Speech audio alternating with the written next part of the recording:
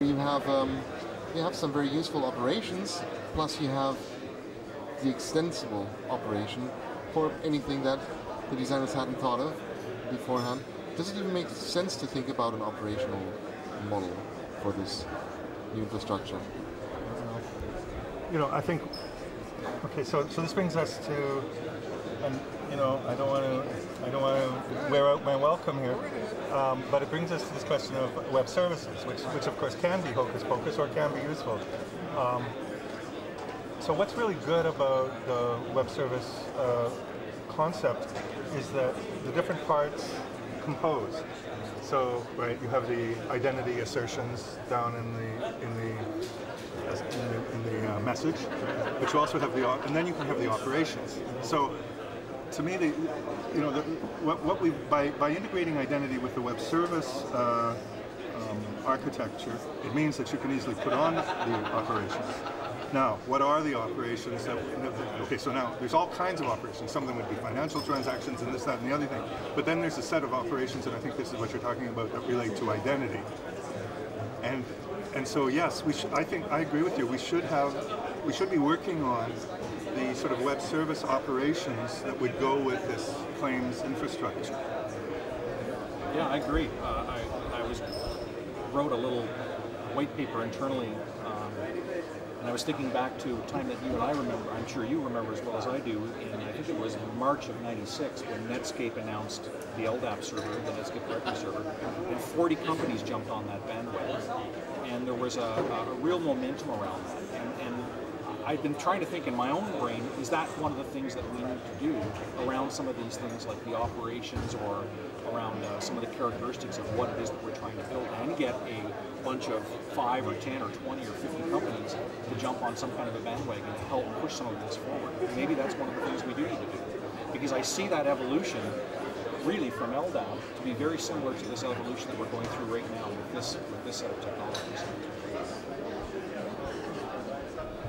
Or even like Kim did with his laws of identity, maybe try to just through analysis and a lot of discussion come up with the real common denominators.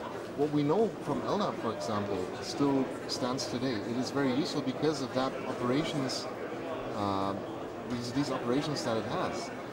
For pushing data out, you need to have a subscription model. There's several subscription models. You find them on most of the software buses. For pulling data, it's also been done many times before, and one just needs to see how it's actually been done and how people would actually like to do it in a very efficient way. You will always have the extended operation, and therefore anything that you might have forgotten, you might even have different standards being rooted on there. I think a lot of it is not new. It's probably an aggregation of best practices already out there. I really don't like the publish-subscribe analogy here, because I think of publish-subscribe as being non-specific. I subscribe to something and I take everything that comes down that pipe. You're just bitter because you subscribe to my blog, probably. Well, yeah, I mean, I think of things like that, your RSS subscriptions, yeah. and that means that, Kim writes sporadically, Jackson writes all the time, but that means I get his blog entries about identity, I get his blog entries about when he went fishing, I get his blog entries about everything, and I'm really only interested in the identity things. So I don't want to subscribe there, I want to be able to request, I want to filter in there too.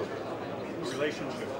I want to context. Yeah, a contextual relationship. As Kearns says, you want a context. Right, I want a contextual relationship there so that I get the information that I'm looking for and I weed out the extraneous stuff.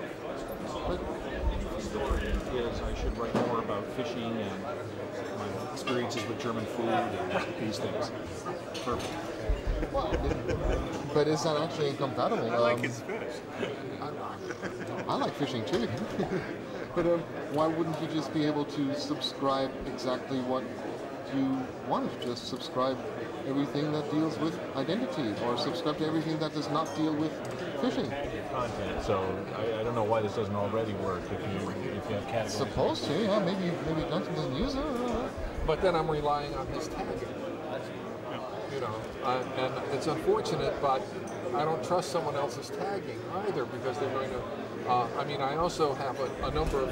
I use a Google News clipping service, and I give it some keywords, and it'll send me things. And for example, Liberty Alliance. It's a keyword I use, but there's this group of right-wing conservatives up in New Hampshire called the Liberty Alliance, you know, and so I get all of their press releases too, you know, and to try and define a way so that I got the identity stuff without that, it's just too much trouble to go through. So I take it all and then I read the first paragraph and toss it out, but that's not very efficient.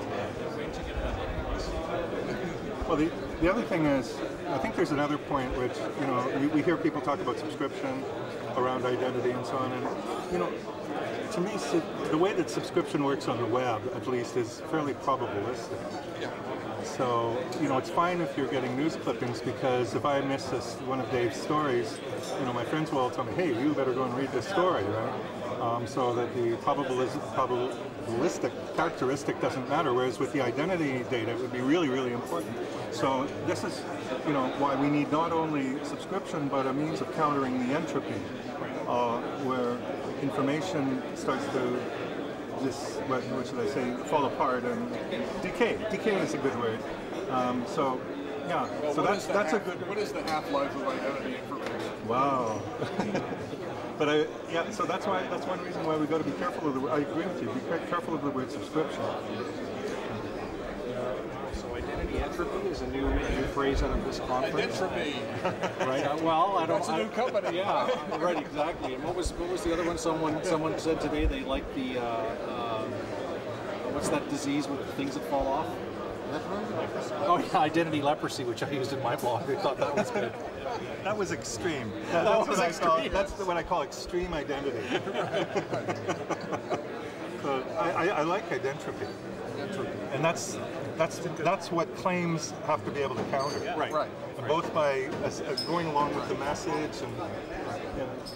Well, sometimes we want to be able to identify the entropy of a claim. You want it to age. You want it to be less relevant for a certain period of time. Disappear. Yeah. Go back to Sam. So we have to start putting a time to live attached to every piece of data that goes on. That's one of the best ideas I've ever heard. There should be a TTL on the token. Right? On every Good for privacy. Yeah. Well, And cleanliness too. well, what do you guys think is gonna happen? Who's gonna be kicking this off? Are you guys gonna work together on this? Are you gonna start the discussions on this? Is this something that will be taken to committee? What's the best way in dealing with this? You know, especially Kim, you've managed to do pretty well with your laws of identity. That really did, after, of course, a long period of work, come to fruition. What's the best way forward with this? How to define this identity bus architecture? Jackson's going to write a blog entry. All right, he'll say something smart-ass. I'll pick up on it. Kim will argue with me. We'll get everybody in the blogosphere talking about it, and Dale will start a new project. Okay? Actually, one thing I'd like to point out, Jackson mentioned earlier about